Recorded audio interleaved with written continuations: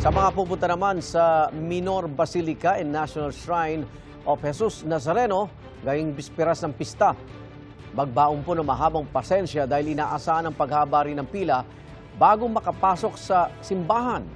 Ito ay bunsod ng pinaigting na seguridad. May unang balita live si EJ Gomez. EJ.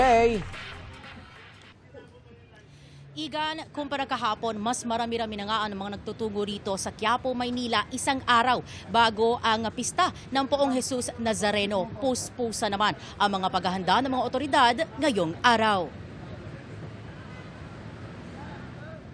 Alas 4 pa lang ng madaling araw, nagtungo na sa Minor Basilica and National Shrine of Jesus Nazareno ang pamilya ni Mary June na galing pa ng Bicol.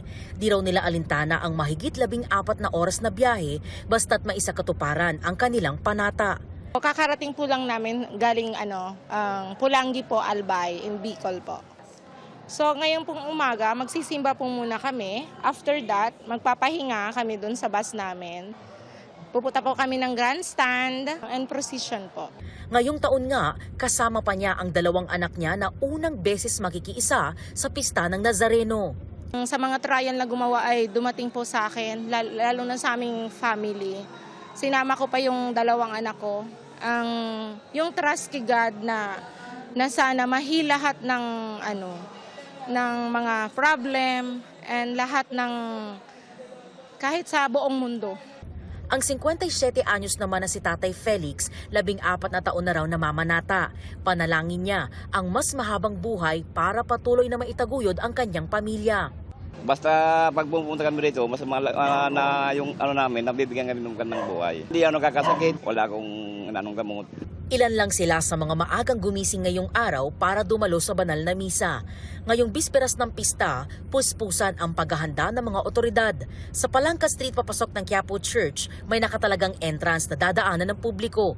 May mga x-ray at metal scanner na gagamitin sa pag-check sa mga bitbit na gamit ng mga dadalo sa pista. Bawal magpasok ng mga matutulis na bagay, alak at baril. Kung maaari raw ay gumamit ng transparent na bag, gayon din ang transparent na mga bote o tumbler lagayan ng inumin. Hindi rin pwedeng dalhin ng mga alagang hayop. Bawal naman ang pagsusuot ng sombrero, hoodie at pagdadala ng payong. Bawal din ang paninigarilyo. May mga PNP personnel at K9 unit din na nag-iikot sa loob at labas ng simbahan. Pasado alas 4 ng madaling araw kanina, nagkaroon ng briefing ang mga tauhan ng PNP na madedeploy ngayong araw. Ayon sa Manila Police District, aabot sa 12,000 pulis ang idedeploy bukas, mismong araw ng pista ng Poong Jesus Nazareno.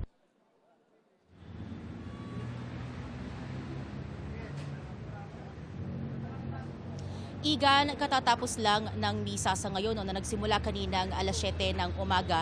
Doon sa gilid ng simbahan ang paglabas-pasok ng mga bisita at mga deboto. Kaya wala masyadong tao dito sa may Plaza Miranda dahil ka-start lang nung 7 a.m. Mass. Kaninang madaling araw, alas 5, nagsimula ang unang misa at kada oras yan hanggang alas 10 mamaya ng umaga. At susundan yon mamayang misa ng 12:15 ng tanghali.